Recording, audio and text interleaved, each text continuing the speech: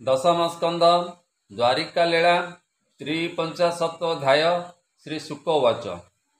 शुक कहती परीक्षित राजन शुण एक चित गोविंद आज्ञा परमाणे अक्रूर गला तत्क्षणे मिलिला हस्तिना मंडले बंधु बांधव एक मिले भीष्म विदुर संगे नृप गांधारी कुंती द्रोण कृपम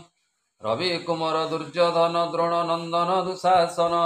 पंडुर पंचपुत्र देखी अश्रुपूरित कला किम अक्रूर देखी जन जन आनंदे कला लिंगन बंधु कुशल पचारिले आनंदे अक्रूर तुले अक्रूर विचार मने विश्वास जाणी केशने स्वामी मरणे अश्रुमुखी पंच बालक घेने दुखी कुंती अछंती घरे किए बा विचारी मनरे निश्चय खल जाति नंद स्वभावे अत ज्ञानम ए सत्य कुमार पंच बेले कहीं रहिब कुशले पंडुपुत्र गुण जेते अंध न सहे हृद गते तेज प्रताप वीर्य गुण राजन नीति सट गुण आदि पुत्र अनुरागे देखी न पारे सुख भोगे मारिबा पाई विचारिले कपटे विष लड़ू देले आदि जेते कवे भार एकांते कहिले विदुर कुंती कहिला ही मत शुणी अक्रूर दुख चित कुंती अक्रूर मुख चाहि कहती शोक भर होई कानन्ते अधर कंपई जन्म मंदिर सुमरई हे व्रत शुण मो उत्तर तात जननी जे मोर भाई भगिनी बंधु नारी सखा श्रुद आदि करी जेते अछंती सहोदर चिंता करती टिकी मोर स्वामी मरणे दुख पाई पंच बालक संगे नहीं यहाँ घरे बंदी प्राय देखी दुखित मोर बुए अर्जिला कर्मये मोहर किस करी सहोदर तोर भ्राता वसुदेव जार सुत वासुदेव से कृष्ण शरण सोदर चिंता करती टिकी मोर मातृभगिनी सुत कथा से नाथ न करे तो चिंता पद्मलोचन हलधर तार शरण मो कुमर शत्रुक मध्य मोर वास गुरु कुटुंबे अविश्वास शार्दूल मध्य मृग थाई जे सने जीवन न थाई मोर बालके पितृहीन हेमंत मोहर जीवन से हरि मोर घरे आसी कोमल वचने आश्वासी शांत करिब मोर मन तापादे पशिली शरण पाई वेदना पाशरिछि मो मन ताकू दृढ़ेछि से कृष्ण माया अगोचर विश्व पालन दामोदर पंच बालक संगे घेनी शरण रखु अंतर्जामी मुतारे शरण पशिछि मन वेदना पाशरिछि मृत्यु संसारे होई जन्म भालई पाई खेद मन देइछि तार पादे तरिबी बोली अप्रमादे तापादु अन्य ठाव नाही हेमंत प्राय मुमणई हे नमस्ते विष्णु विश्व देहि जीव परम आत्मा से यज्ञ स्वरूप जोगेश्वर मोनाथ शरण मुतर हेमंते सुमने सुमरी कृष्ण चरण ध्यान करी ए कांदे अक्रूर मुख चाहि परीक्ष तो प्रपितामयी पांडव जन निरोदन शुणी अक्रूर खेद मनम निकटे बसिला अक्रूर कही होई चिंता भरम अक्रूर वाचम भो माता सावधाने शुण तोर पुत्रंकर गुणम धर्म पवन सुनासीर विबुध अश्विनी कुमारम यहाँ कंसे जात होई भारा निवारे पांच भाई अनादि विष्णु जार बंधु या न बुझी किंपा कांदुम हेमंत कही कले शांति शुणी हरस मने कुंती अक्रूर विचार चित्ते मुझे रही मास केते बुझिली राजार व्यवहार एवं मुझिबी निज घर हेमंत मने विचार विदुर हस्ते हस्त दे तक्षणे अक्रूर विदुर मिलिले राजार मंदिर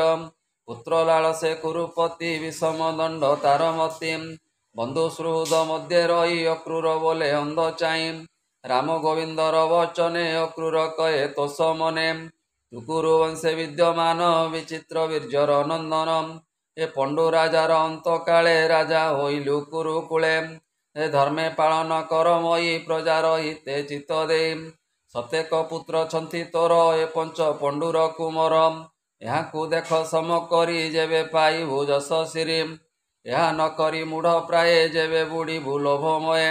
अधर्म करी हो लोके अंते पड़िबु तु नरके एजे पंडुर पांच पुए तोर सतेक तने एणे समान चित्त कर तोते रखिबे दामोदर ए भव मध्य जेते जन नित्य नथांती एक स्थान निज शरीर नर होई सुत कलत्रवार काईम ଏ ଜୀବ ଆତ୍ମା ଏକ ହୋଇ ନାନା ଯୋନିରେ ଦେହ ବହି କର୍ମ ବିପାକେ ଛାଡ଼େ ଦେହ ନିତ୍ୟ କଳ୍ପିତ ମାୟା ମୋହ ଭୁଞ୍ଜଇ ଦୁଃଖ ସୁଖ ଫଳେ ଏକା ଭ୍ରମଇ ଅନ୍ତରାଳେ ଅଧର୍ମେ ସଞ୍ଚଇ ଯେ ଧନ ତାର ବିନାଶେ ଭୁଞ୍ଜେ ଅନ୍ୟ ଅଧର୍ମ ମାର୍ଗେ ମୂଢ଼ ପ୍ରାଣୀ ଧନ ସଞ୍ଚଇ ଗୃହେ ଆଣି ପୁତ୍ର କଳତ୍ର ବନ୍ଧୁ ଭାଇ ସଞ୍ଚିଲା ଧନ ତାର ଖାଇ ଯେ ଯାହାର ପଥେ ଜାନ୍ତି ବେଗେ ଦୁଷ୍କୃତ ରହେ ତାର ସଙ୍ଗେ ମୋର କୁଟୁମ୍ବ ବୋଲି ମୋହେ ଅଧର୍ମ କରେ ନିଜ ଦେ ଧନ ସଞ୍ଚୟ କରି ପୋଷେ ସେ କାହିଁ ଥିବ ତାର ପାଶେ ବିଷ୍ଣୁର ମାୟା ବଳେ ଭ୍ରାନ୍ତି ଅନାଥ କରି ଛାଡ଼ି ଯାନ୍ତି ଆବରି ଆପଣାର ପଥ ଧନ ଜୀବନ ଦ୍ୱାରା ସୁତ ଏ ମୋର ମାୟାକୁ ଆବରି ସେ କହେ ମୋହରି ମୋହରି ତାହାକୁ କହି ଅପଣ୍ଡିତ ସଞ୍ଚିଲା ପାପେ ହୋଇ ଗ୍ରସ୍ତ ପଡ଼ିବ ଅନ୍ଧକାର ଭ୍ରମେ ମହାନରକେ ଅତି ଶ୍ରମେ ସ୍ୱଧର୍ମେ ଛାଡ଼ିଲେ ମନ୍ତ ଏ ବେଦ ପୁରାଣର ମତ ପବନ ପ୍ରାୟତଃ ଜଗତେ ଭ୍ରମଇ ମାୟା ମନୋରତେ ତୁ ମହାପୁରୁଷଙ୍କ ଅଂଶ କିମ୍ପାଇ ହେଉ ବୁଦ୍ଧିଭ୍ରଂଶ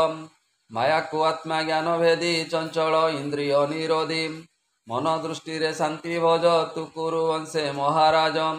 ହେମନ୍ତ କ୍ରୂରର ବାଣୀ କହି ଧୃତରାଷ୍ଟ୍ର ଶୁଣି ଧୃତରାଷ୍ଟ୍ର ବାଚ